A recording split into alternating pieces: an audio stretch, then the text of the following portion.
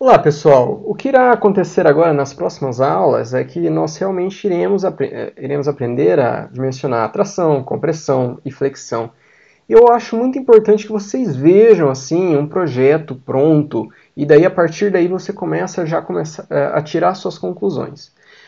No ano passado, eu fui selecionado como um Eisenhower Fellow com um projeto de formar engenheiros civis para conduzir ou tratar desastres, né, que aconteçam, seja um furacão, uma enchente que chegue numa cidade, como é que deveria ser mitigado, história de resiliência e assim por diante. E daí o que acontece? Eu passei uma temporada nos Estados Unidos aprendendo com várias instituições como é que eles trabalham isso daí. Então, esse daqui se você tiver interesse de conhecer um pouco mais, é a Eisenhower Fellowship, né, que concedeu essa bolsa, e realmente eles têm uma questão de formar líderes aí em algumas áreas que eles têm interesse. E um dos lugares que eu fui visitar era uma ONG, que na verdade ela é chamada Mennonite Disaster Service. E nessa ONG o que eles fazem é pegar e construir casas em regiões em que teve algum desastre. E esse trabalho é todo um trabalho manual, voluntário, e esse grupo de pessoas viaja até a cidade em que eles vão fazer esse serviço e eles reconstroem algumas casas. Tem toda uma série de detalhes aí de qual será a casa selecionada e tudo mais. Mas eles são bem ativos e é uma ONG, apesar de ser religiosa, ela é bem reconhecida no país por estar fazendo um trabalho realmente interessante. Olha, só para você ter uma ideia, eu passei basicamente um dia conversando com eles, entendendo como é que eles fazem.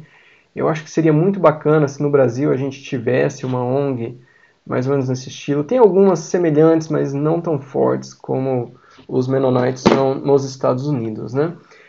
Só para você ter uma ideia, aqui eu abri quais são os projetos correntes que eles têm. Então eles têm alguma coisa em Porto Rico, onde foi avassalado aí por um tufão que passou, um furacão. Tem algumas partes aqui da Virgínia do Leste, West Virginia, que teve questões aí de flooding, de enchente, e assim por diante. Mas eles têm vários projetos, aqui são alguns deles. Eu separei um deles só para você ver. Esse aqui é em Lake County, na Califórnia. E aqui eles refizeram uma casa. Essa casa tinha sido totalmente destruída por um incêndio que aconteceu nessa região da Califórnia. Para quem está acompanhando as notícias, tem uma série de incêndios acontecendo. E o que eles fazem? Eles vão lá e desde o começo eles reconstroem toda a casa e ao final eles entregam aí, tem uma parte um pouco mais cultural, né? Eles entregam uma coxa de retalhos, que é onde ele começaria a casa e assim por diante. É bem interessante o trabalho deles e tem uma parte de formação social também. Geralmente os voluntários são pessoas jovens que querem ir, ficar mais próximo das pessoas, entender como é que funciona. Então essa casa que você está vendo ali atrás, daqui a pouco eu volto de novo, é uma casa que ela foi totalmente construída aí após o incêndio ter acabado com ela.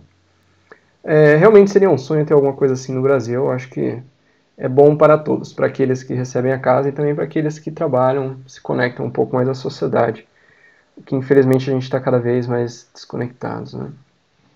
Bom, mas de qualquer forma, essa daqui é a casa que eles construíram. E eu peguei e falei, bom, como que é que vocês fazem? Cada casa é uma casa, o que acontece, né? E daí eles falaram pra gente, olha, pra gente não, pra mim, olha, o que acontece é que a gente tem basicamente 4 plantas de casa e a pessoa ela escolhe qual que ela quer. E eu vou mostrar uma delas, todas elas são de madeira, e isso é um detalhe extremamente importante, eles têm a cultura do seguinte, toda casa você tem que ser capaz de pegar e comprá-la na loja mais próxima que você tiver. Então lá nos Estados Unidos tem uma loja que se chama-se Home Depot. É muito semelhante ao Leroy Merlin aqui em Campinas. Mas basicamente a ideia deles, você tem que ser capaz de ir até essa loja e comprar a casa inteira e só precisar montá-la. E a ideia da casa de madeira é perfeita nesse caso, porque todo o material, o insumo, é muito mais fácil, o impacto ambiental é muito menor, assim, de todas as construções, a construção de madeira com certeza é a mais sustentável, tá? Eu quero mostrar um desses projetos que eles compartilharam comigo. Então vamos lá. Então esse daqui é o projeto. Você olha aqui a casa de frente. Você tem ali uma porta de entrada, tem uma varanda aqui na frente. Então essa aqui é uma vista lateral. Vamos ver se dá para fazer um fit screen. Não fica muito bom. Bom, mas ó, fechou isso aqui. Bom, e frontal, uma vista lateral. Numa das outras laterais tem também uma saidinha aqui, uma sacada. Essa aqui é a vista traseira, né, de trás. E no outro lado. Então, ó, vem todo o projeto, né, vem com uma série de especificações. E veja, o projeto aqui, ó, você está vendo, ó, são 14 páginas de projeto. Então, para você entender aqui, ó, a planta básica, né? Então, você tem aqui essa área de entrada. E daí você tem uma cozinha com uma sala. E aqui você tem um quarto, outro quarto, um banheiro. E aqui é onde tem máquina de lavar e máquina de secar, que é bem comum, né, nos Estados Unidos. Muito bem, aqui ó, você tem a elevação do telhado, então a caída do telhado, então um telhado de 4 águas, o que você vê aqui, slope é a inclinação, então está caindo água para lá, para cá, para cá. Muito bem. E daí aqui começa os detalhamentos, e eu acho bem interessante a gente passar um pouco aqui e entender. Então, a primeira coisa, essa casa ela está elevada, tá? Então, suponhamos se tiver uma inundação, alguma coisa, ela está protegida, né? Ela é feita com uma sapata, que a gente chama de sapata corrida, uma sapata ao longo de todo o perímetro da tua casa. E daí tem um pilar, e este pilar aqui vem a tua coluna. Então, desculpa, a tua viga auxiliar. Então, ó, esse detalhe aqui eu acho um detalhe bem mais bacana. Vamos ver aqui.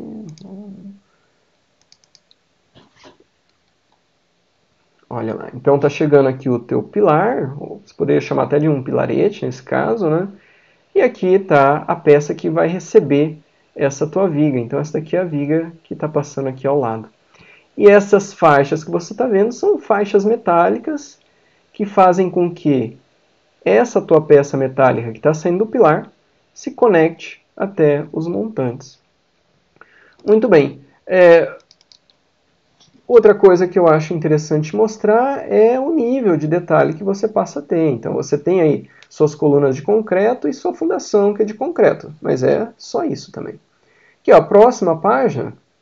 Então veja, isso daqui é tudo impresso em papel sulfite, né, papel A4. No caso lá nos Estados Unidos eles gostam do papel carta, né, o letter. Mas olha, o que eles têm em toda a casa? Tem 1, 2, 3, 4, 5, 6 desses pilares que deixam a casa levantada, né? Ou seja, longe do solo. Então são 6, aqui você tem 5 e aqui você tem outros 6. E aqui, na verdade, ficou 2, né? Subdividiu.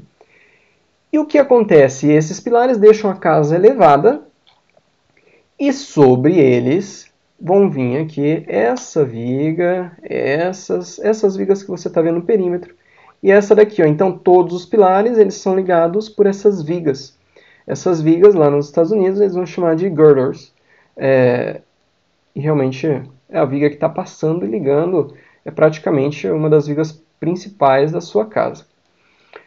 Bom, sobre essas vigas você vai pegar e colocar uma placa de USB, né? De madeira laminada, cortada, né? Mas olha o que acontece. Isso daqui são vigas secundárias que vão ligar essas vigas primárias. Então, na verdade, eles não fizeram todo o desenho aqui, para não ficar um desenho muito complicado, muito cheio de informação, mas isso daqui se repete ao longo de todo o comprimento aqui. Então, colocou essas vigas primárias, depois vem as vigas secundárias, que se estendem ao longo de todo o pavimento, inclusive aqui na sacada também, tá? E veja, eles colocam aqui esses blocos eles vão dar estabilidade lateral a essa viga, porque você tem uma viga, é uma seção retangular, alta, e ela precisa ter estabilidade lateral. Essa estabilidade lateral é feita por blocos que são alinhados aqui ao longo do comprimento da sua viga. Quando você for dimensionar a flexão lá com o professor Silmar, vai falar sobre instabilidade lateral. E você vai relembrar desses blocos aqui. Bom, vamos olhar aqui na sacada, um pouco de detalhe. Veja que aqui estão essas vigas secundárias, aqui está a sua girder, né, a principal. E veja aqui, o que vai acontecer? Este elemento que você está vendo aqui vai estar solicitado a flexão, está recebendo o carregamento desses elementos, que por sua vez também estão solicitados a flexão. Então veja que eu já mostrei para vocês o que está solicitado a flexão nessa casa. Segunda coisa, aqui tem um detalhe da escadaria. Veja que a escadaria você tem aqui uma viga inclinada, né? E ela tem todos esses dentes aqui, que são os degraus. Mas a parte central aqui, essa daqui é o que vai receber todo o carregamento das pessoas subindo e também desse deck que vai aparecer na sua casa. Notem de novo aí a fundação, né? Uma fundação corrida que a gente chama. E daí vem uma parte que eu também acho muito interessante, que é a parte das paredes. Então, ó, colocou a viga primária, agora o que você faz, você coloca o que a gente chama aqui de montantes, nos Estados Unidos eles chamam de studs, e são peças que você vai colocar na vertical, e essas peças que vão receber o carregamento do telhado. Aqui em cima elas são amarradas por outras vigas, né? E olha, o amarramento, ela é o que eles chamam de straps aqui, que são faixas metálicas que eles passam de um lado para o outro e vão amarrando essa tua estrutura. Veja que aqui também tem a abertura de uma janela. A janela é uma janela que você simplesmente chega e coloca naquele espaço vazio que tem. Então veja que esses elementos eles estarão submetidos à compressão, enquanto que esses daqui estão submetidos à flexão. Tem vários detalhes aí de como é que ela se conecta, né? Outra coisa, né? Você não vai deixar ali só os montantes, os studs. Você vai pegar e colocar sobre eles uma placa, que vai ser uma placa ou de gesso acartonado, ou de USB, ou também tem outro material que chama plywood. Então aqui, ó, aqui você está vendo um detalhe dessa placa na parede. Então veja que você coloca, e também eles já mostram, isso daqui é o esquema que você vai pegar e conectar. Então são parafusos autobrocantes que você vai colocando aqui com uma pistola. Aqui eles têm um espaçamento, aqui tem outro espaçamento, é praticamente o dobro do espaçamento. Aqui, ó, Neo Spacing 8 de centro até centro, tá? Enquanto que na borda é de 4 polegadas, 1 polegada são 2,54 centímetros, e de centro até centro. Eu acho bacana também mostrar aqui, ó, você está vendo isso daqui é o chão, floor, do deck, né? E veja o que está acontecendo, você também está conectando ele, essas vigas secundárias, e as vigas primárias, as girders, que estão ao redor da sua casa, e tem uma central ali também. E veja que aqui já é o roof, que o roof é o telhado, né? Também recebe, no nosso caso seria como é que chama? A parte que o pessoal faz muito a laje, na verdade, fugiu agora, desculpa, mas roof. E veja bem, tem todo um tratamento de isolamento térmico, lembra-se, os Estados Unidos tem bastante neve, né? Então tem um tratamento térmico, onde você vê essa serpentina aqui, é um tratamento térmico. É o forro, roof, é o forro, tá? Aqui. Ou se não, também pode ser o telhado mesmo, tá? E veja que aqui, ó, é onde a fundação está chegando, vamos diminuir um pouquinho. Então a fundação, e aqui está a tua girder, e debaixo da girder você vai ver também uma manta. Eu acho que nessas fotos aqui dava para ver o pessoal colocando manta, que é esse isolamento. Vi umas aqui, ó. Então veja, aqui ó, você está vendo essa manta, e essa manta aqui na verdade é do teu forro, tá? E também você vai ter manta aqui nas paredes exteriores, tá? Muito bem. Voltamos aqui.